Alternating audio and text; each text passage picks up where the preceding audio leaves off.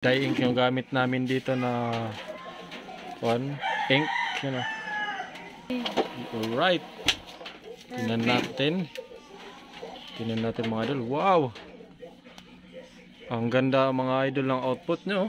Makintab oh.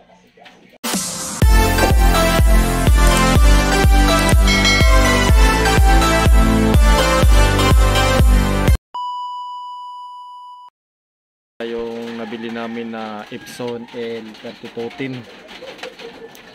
Yan. May kasama na siyang libreng ink. Yan. Sinasalin na namin yung ink mga idol. Ito pa yung mga ribbon. Kailangan natin tanggalin. Yan. Tatanggalin.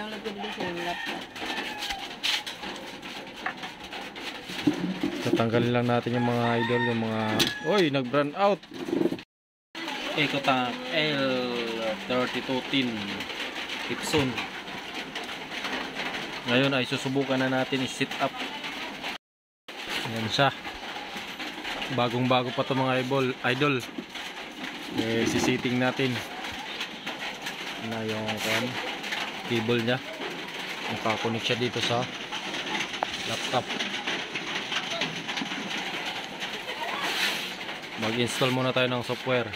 Tama siyang software disk. I-install natin to sa ating laptop para makakonect tayo sa laptop papunta dito sa ating unit Epson L3014. Subukan natin open mga idol.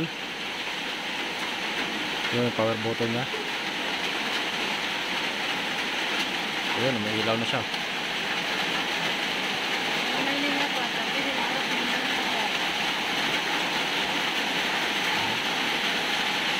May ilaw na siya. Para masubukan natin. Mga idol, naka-install na yung kanya software niya. Search mo dito. Search.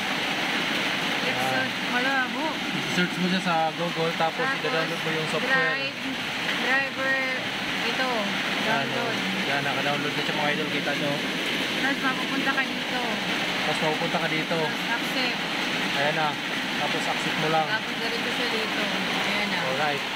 Ayan, ipa-init. Ayan na. Tapos titingnan natin dun sa ating printer kung ready na. Titingnan natin kung ready na. Ayan ang mga idol, oh. Hindi na kailangan ng success na yung ating para di na kailangan ng susubukan natin mag-print. Ito yung ating photo paper. Nasa 150 GSM lang siya. Titingnan natin yung output niya kung maganda. Yan. Lagay lang natin dito. Alright. Nalagay na natin yung ating photo paper. Yan pala nga. At sa kusina. Habit! Yan yung ating ipiprint.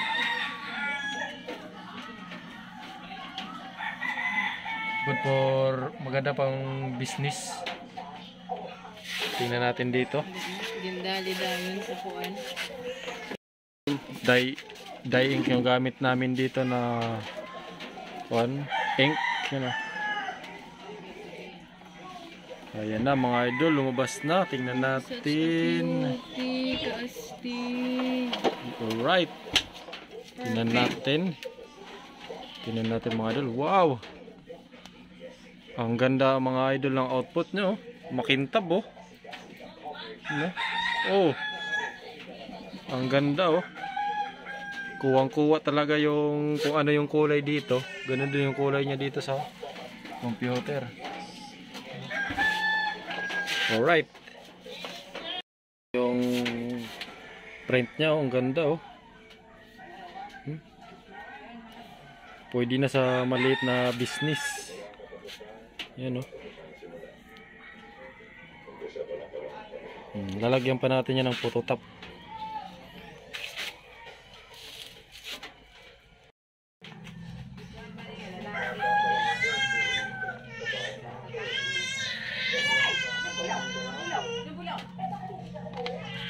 Lalagyan natin ang photo Pinulot na yun. top mga idol. Ayun. Idol, ito na yung ano, tapos natin. Ididikit na natin dito.